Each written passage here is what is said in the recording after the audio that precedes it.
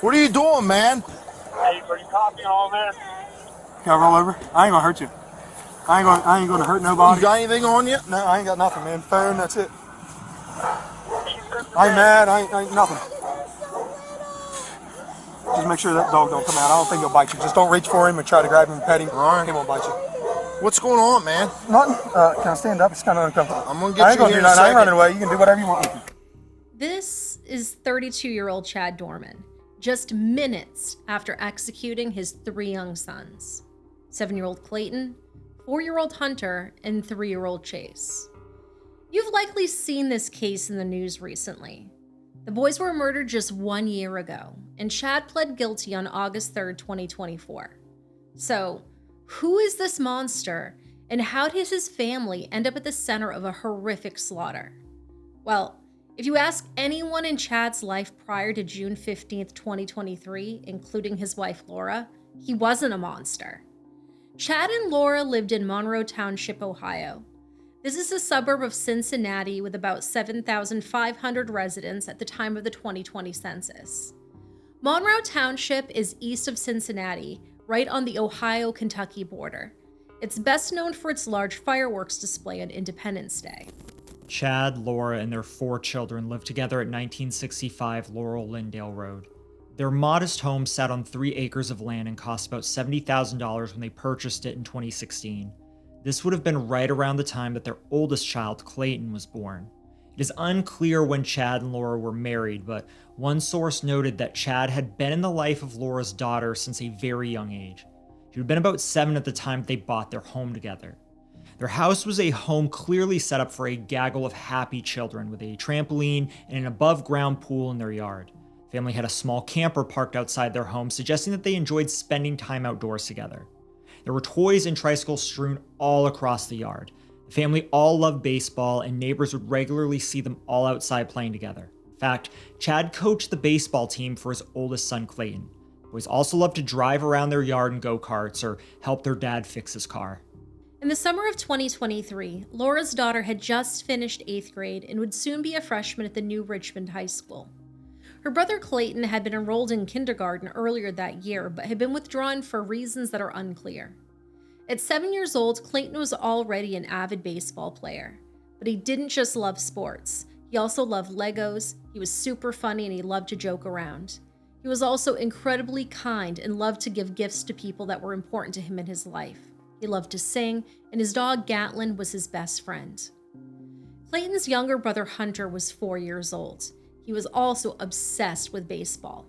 He loved catching frogs at the creek and adored his mom and sister. They said that every day he would call them pretty girls. And then there was Chase, just 3 years old. He loved dinosaurs and watching his brothers play baseball. As the youngest, he was also the snugglebug of the family and loved to cuddle with his mom. A friend of the family remembered that the boys were like a little pack, always doing everything together. Chad had grown up in the same area that he stayed to raise his family as an adult. He went to Amelia High School, and based on his age, we guess he would have graduated around 2009 or 2010. Amelia High School has since closed and was replaced by West Claremont High School. At the time of our story, Chad had a pretty clean criminal record. He had a few traffic violations and one dismissed charge from 2010. He had been charged with DV against his father, Keith Doerman, after allegedly choking him. Those charges were later dropped, and his dad said it was just a misunderstanding. There was no record of any DV reports between Chad and Laura or any disturbances whatsoever that involved the police at their address. Chad was now a family man who appeared to be working construction. He was a member of the Insulators Union, so we assume he was installing insulation as part of a crew. There would later be mixed reports of Chad's general personality, temperament, and behavior prior to the murders. Chad's father, Keith, described him as a super dad, always laughing and joking with his boys. Laura herself said that nothing would have made her believe that Chad was capable of harming them. However, neighbors in the area said they often heard the parents fighting. One neighbor said he was angry every single day, always shouting at his wife and kids. Another friend of Chad's claimed that he had a temper like a bomb, just waiting to explode. Prior to the additional information being released after Chad pled guilty, there was some speculation that perhaps Laura was attempting to leave Chad.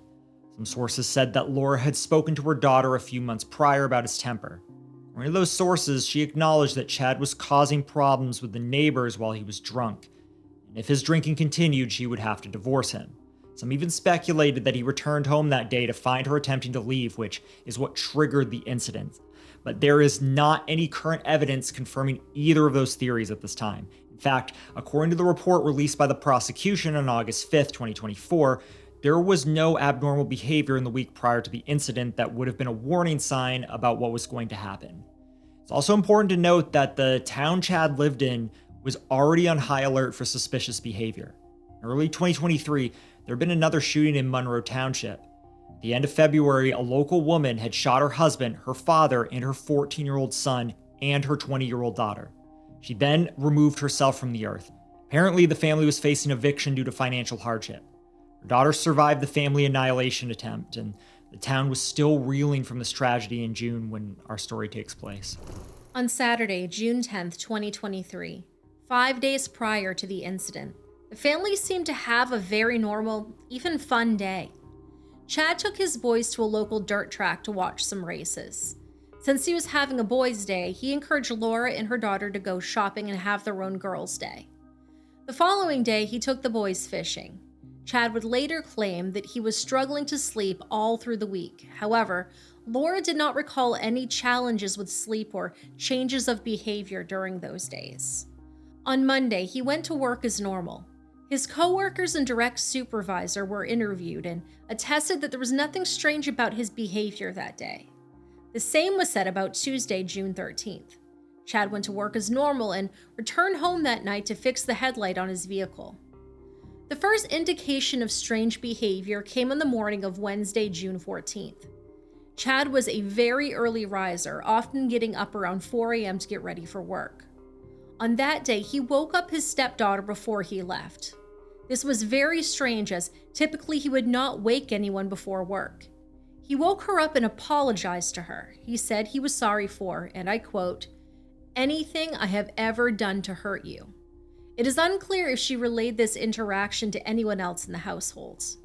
Chad left for work after that and continued to have another normal day. After work, he coached Clayton's baseball team during a game. The whole family came to watch Clayton and Chad on the field. Some observers would later note that he seemed a little distracted that night, but nothing was alarming enough to follow up on. On Thursday, June 15th, Chad got up and went to work as normal, arriving at around 7 a.m. Phone records would later show that on his way to work, he searched for a song called Happy in Hell by Colt Ford. The song talks about living with the devil while being in love with someone other than their partner. It reflects on a feeling of getting boxed in, feeling confused and hopeless. That morning, Chad's boss noticed that he was acting strangely, but not strange enough to make him call the police or even to Laura to see if everything was okay. However, Chad ended up leaving work around 9:30 a.m. It's unclear if this was approved by his boss or if he just left unannounced. At some point that morning, he called his mother to say he was having confusing thoughts, as he put it. She suggested that he go to the little clinic inside their Kroger. For those of you who do not have that chain near you, Kroger is a grocery store, but like many supermarkets, they have a pharmacy with a clinic inside. At 9:42 a.m., Chad arrived at the Kroger. He entered the building and stopped in the vitamin and supplement aisle and stared at the shelves for a few minutes, then walked into the little clinic and leaned on the counter where a receptionist would typically be. In the camera footage we have seen, it appears that the clinic is empty. There is no one waiting in chairs and no one at the desk. Chad leans on the counter for just over a minute and a half. After no one comes to speak to him, he turns around and leaves the store without making any purchases or speaking to anyone. It seems that he stopped one more time on the way home to buy a 16-ounce Bud Light, but it's not known where he made that stop. When he first arrived home, his family was out running errands. Chad went to the shed, but it's unclear exactly what he was doing. Laura and the kids arrived home shortly after, and the boys ran excitedly to greet their dad, who they probably didn't expect to be home on a Thursday morning. Laura later said that Chad played with his boys for the rest of the morning, and she made lunch for everyone. While they ate, Laura observed the first major red flag. While he was eating, Chad said, "This will be my last good meal." Laura was concerned by this statement and thought Chad might be planning to remove himself from this earth. Now, after lunch, Chad called his father and spoke to him on the phone for just a few minutes. It's unclear what the general nature or context of the call was. However, He has been quoted as saying, "Clayton is going to be the hardest at some point." After the phone call, Chad seemed to be stable. He spent the next few hours doing yard work and playing with the kids. At 3:30, Laura once again noticed strange behavior. Chad began reading the Bible to 4-year-old Hunter. He then began walking around the house with the Bible in hand, saying, "Chad knows what's right." In initial reports, Laura said Chad accessed the gun safe in their bedroom around this time. She told him that he was scaring her, but Chad assured her he was just joking around. She then tried to get him to take a nap. Not wanting him to be alone in case he was planning to remove himself from this earth, she and the 3 boys laid down with him in the bed. While they all laid together, Chad told his sons that they were the best boys and that they had done nothing wrong. Soon after laying down, Chad jumped up and went back to the gun safe and pulled out his .22 caliber rifle, which made everyone start screaming. Laura, who thought that his intended target was himself, began pleading with him not to do it, telling him that they loved him. She pulled out her phone to call 911 to get him help, but he ripped the phone from her hand and threw it across the room, telling her that it was too late. This mayhem must have gotten the attention of Laura's daughter, who was watching TV in the other room. She walked to the master bedroom just in time to see her stepfather shoot Hunter 4 times in front of the whole family. Hunter was hit in the right arm, the right side of his torso, and twice on the right side of his head. Laura started screaming for the other kids to run and then grabbed her phone and called 911. During the call, Laura is screaming and frantic, trying to say her address to the operator, but she said it so fast that they could not hear it clearly. She was screaming, "My husband shot my baby. Help me, God, help me. He's hurt. He's hurt, God. He's hurt. Chase, come on, bud, run." Followed by lots of screaming and, "My baby's dead. My baby's dead. Don't shoot him." You can hear Chad tell her to get off of him as she is fighting him. She kept screaming her address while the kids screamed in the background, "Chase, come on, bud, run." Then Laura yelled at Chad, "My baby is dead, Chad. My baby's dead. Don't shoot him." As the call continues, there was more screaming in the background between Laura and a small child. While Laura was on the phone with 911, Clayton and his older sister ran out the back door of the house, then in opposite directions. Clayton ran towards a field behind the house. Once Clayton ran, Chad began to pursue him. A few seconds later, after getting out of the house, Laura's daughter turned and saw Chad raising his gun to take aim at Clayton. The 14-year-old stopped fleeing and instead ran straight toward Chad to try to stop him. Chad shot Clayton twice in the back from about 70 yards away, making Clayton drop to the ground before his sister was able to reach him. He then calmly walked over to his 7-year-old son, and when he reached him, he shot him twice more in the head, killing him. When Chad started shooting Clayton, the teenager changed course and went to find Chase. At this point, Laura had carried Hunter out of the house to wait for EMTs, all while trying to render aid to her little boy. Chase's sister found him, picked him up, and started running down the driveway towards the fire station that was across the intersection from their house. Unfortunately, Chad saw them fleeing and quickly caught up. On a neighbor's Ring doorbell camera, police were able to find the audio of this moment. Chad was pointing the gun at his stepdaughter's head from point-blank range. She was screaming, "Don't shoot me, don't shoot me." Chad demanded that she put Chase down. She lowered the boy to the ground and he began to run. Chad followed him to where he was hiding behind their trash cans and attempted to shoot him. The gun was out of bullets, so Chad had to stop to reload. This delay gave the 14-year-old time to flee into the street towards the firehouse.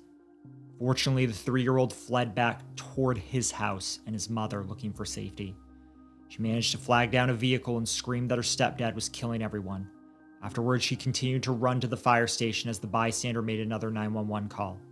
Meanwhile, Chad turned and went back to the house, where he found Laura holding Chase. There, a struggle ensued, with Chad trying to pull their youngest son from her arms. Laura fought back hard as Chad bit her. She put her hand on the barrel of the gun, pushing it away from her baby. She pushed it, her thumb covered the end of the barrel, and Chad pulled the trigger. The bullet hit her thumb, and the shock was enough of a distraction for Chad to pull the toddler from her arms, and shot him in the head, executing him right in front of his mother.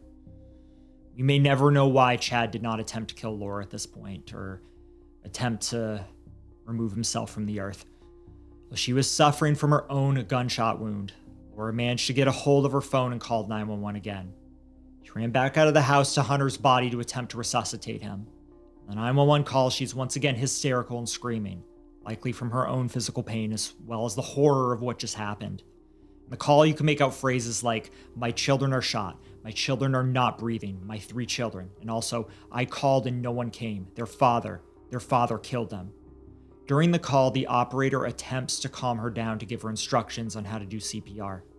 During this time frame, Chad was calmly walking around the property collecting the bodies of his children. He first went back to the field and picked up Clayton, throwing his body over his shoulder and carrying him back to the side yard where Laura was attempting to save Hunter. Chad laid him on the ground next to his wife and child, and walked back into the house to get Chase with a large spot of Clayton's blood on the back of his green t-shirt. He then brought Chase's body outside and laid him next to Clayton in the grass.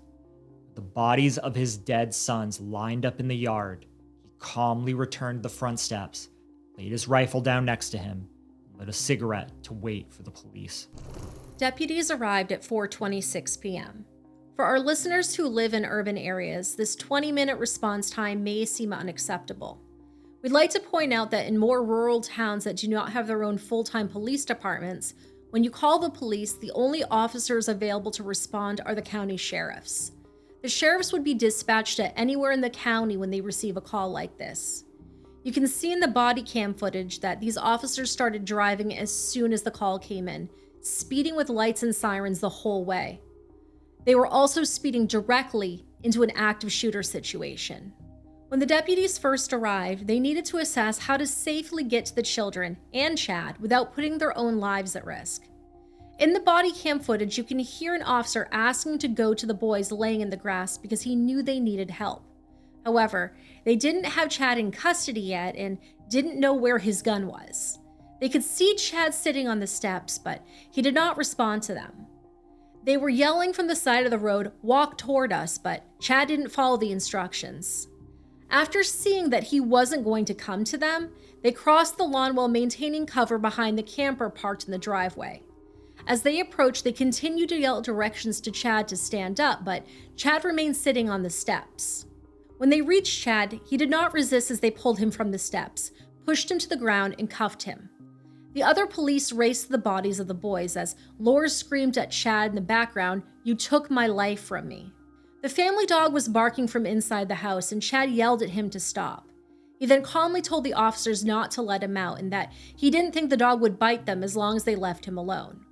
While Chad was face down and cuffed, an officer asked him what was going on. He said, "I'm not trying to hurt nobody. I'm completely sober. I've never done drugs a day in my life."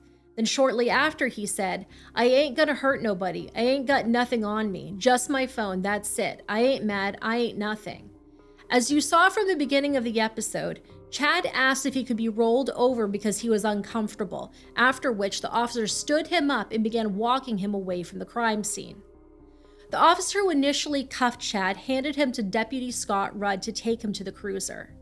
As the deputy walked him to the cruiser, he told Chad, "You have the right to remain silent, and you should fucking use it." He then searched Chad's pockets and placed him in the back seat of the SUV. While this was happening, Hunter was quickly put in an ambulance and Deputy Sparks picked up Chase to carry him to the ambulance, hoping to get him help. After a few yards, he realized that Chase was dead. There's no saving him. He laid him back in the grass. First responders quickly realized there was nothing they could do to save the boys. Instead, covered their tiny bodies with sheets. Deputy Rudd went to find the padded helmets they use for the protection of individuals who were at risk of hurting themselves. When he returned, Chad complained that the car was too hot and his cuffs were too tight. Chad's cuffs had been double locked, preventing them from tightening beyond a safe point. The officers didn't make any move to adjust the AC or Chad's cuffs. They just stood nearby with the back hatch open. According to body cam footage, Chad is heard saying, "Tell them I did it. Take me to jail." You can also hear that the officers were at their limit.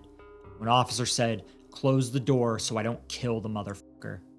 Later, when the deputy was driving Chad back to the station, he looked in the rearview mirror and saw that Chad had worked the seatbelt loose. It appeared that he was trying to wrap it around his neck. The officer stopped and opened the back door to fix the belt, and Chad complained about the cuffs again.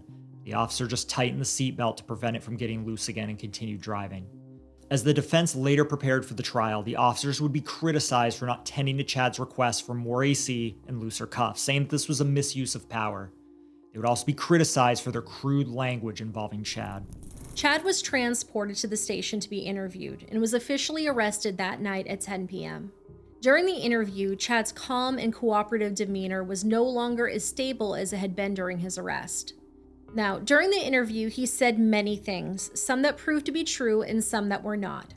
One of the claims he made was that he had been planning their murders since the previous October, 8 months before he actually did it.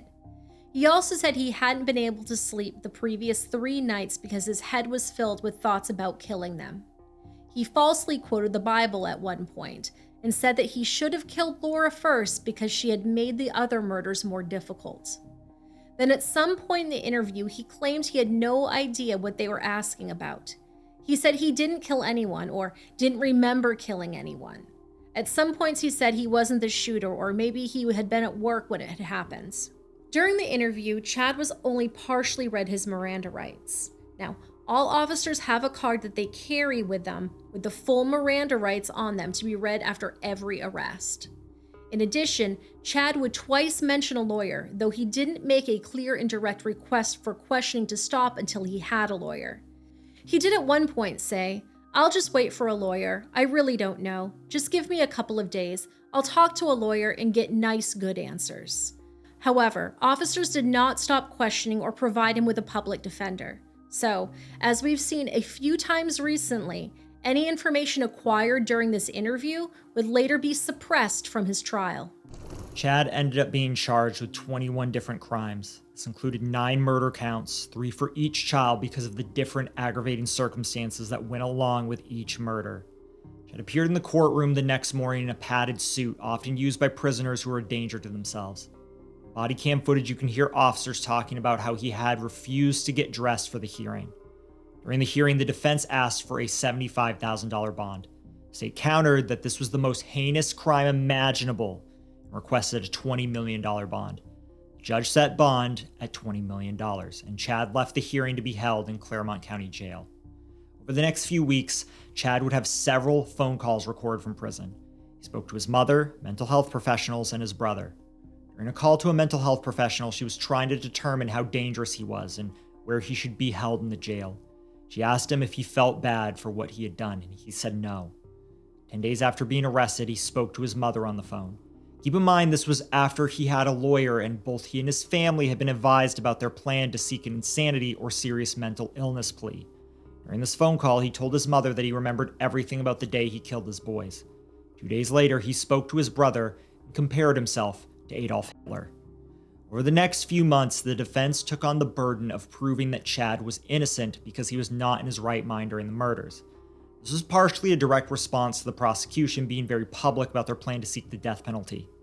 Ohio is one of the states that has a ban on using the death penalty for seriously mentally ill defendants. In 2021, Ohio passed the law prohibiting the death penalty being used in cases of serious mental illness. This is also referred to as SMI.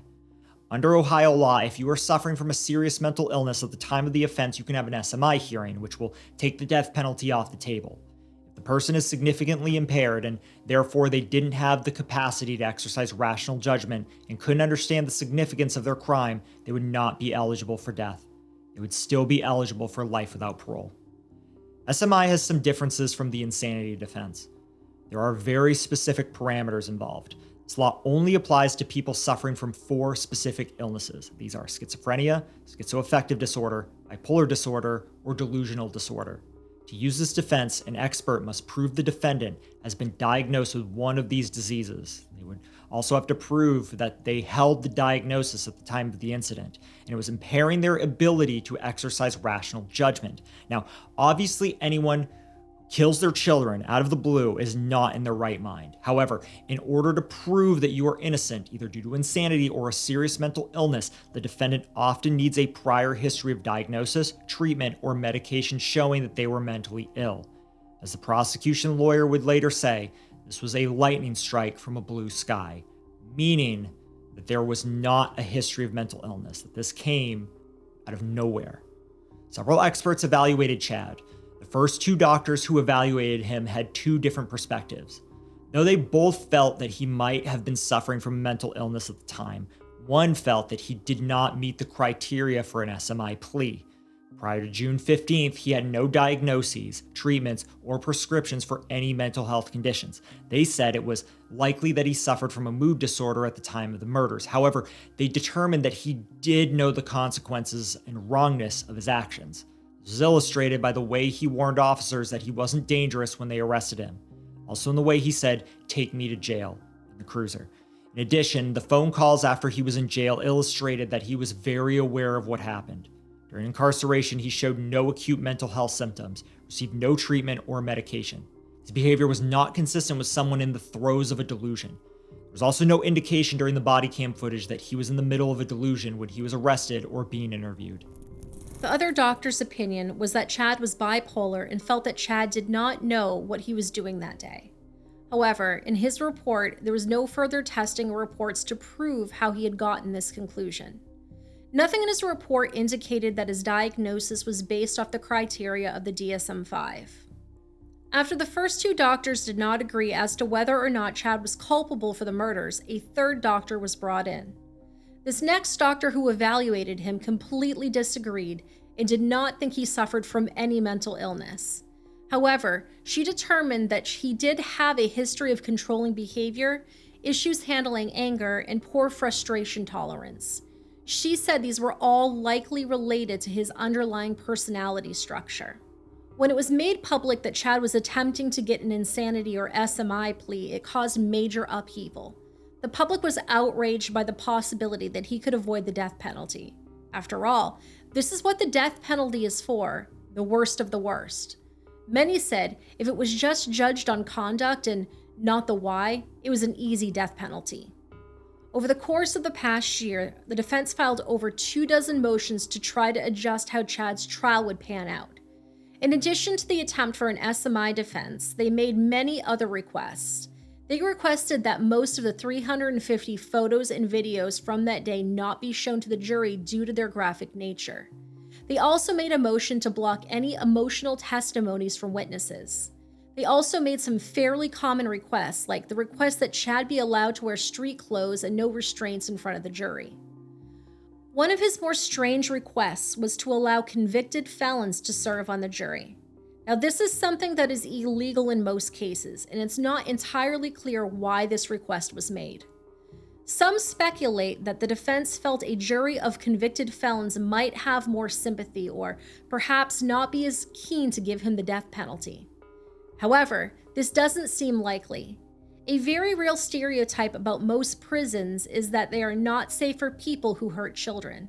So, the idea that other convicted felons would have sympathy for a man who executed his own children seems unlikely. The original trial date was set for July 8th of 2024. However, this was moved to allow for the SMI hearing. When this change happened, it created a challenging chain of events for the court. The judge overseeing Chad's case was a death penalty certified judge, but is set to retire in December of 2024. The delay in the trial, Chad's next date would be set for 2025. Finding another judge who is certified for the death penalty would prove to be challenging. Initially, Chad waived his right to a speedy trial to allow for this to happen. However, this became a non-issue when the defense came to the table at the very end of July 2024 with a plea deal.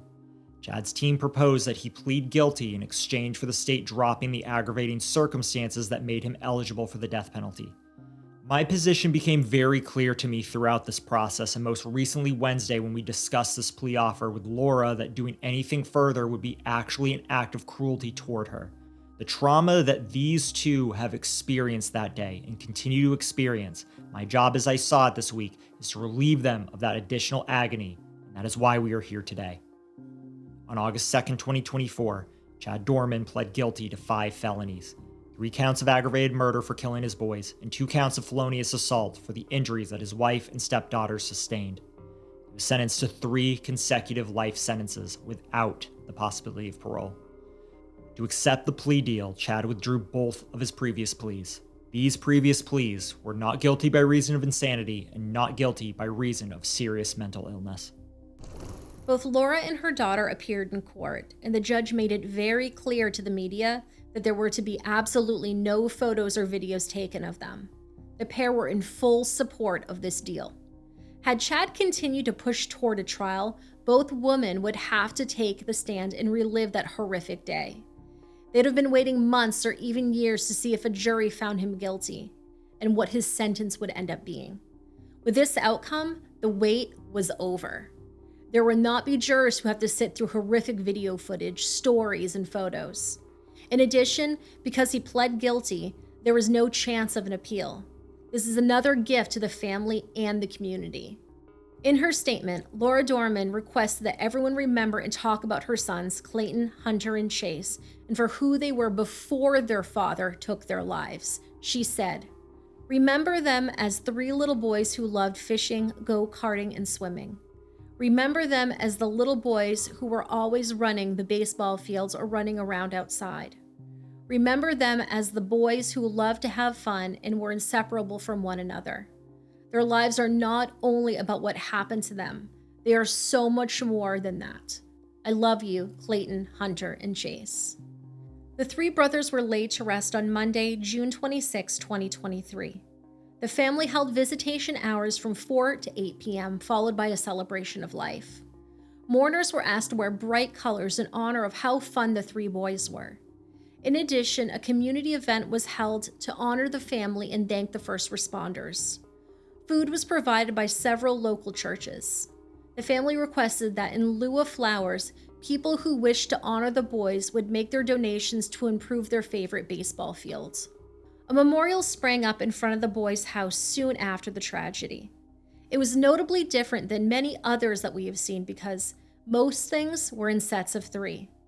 3 heart balloons, 3 blue teddy bears, 3 matching bouquets of flowers. A sign in the center of the collection read, "Fly high, boys," remembering Hunter, Clayton, and Chase.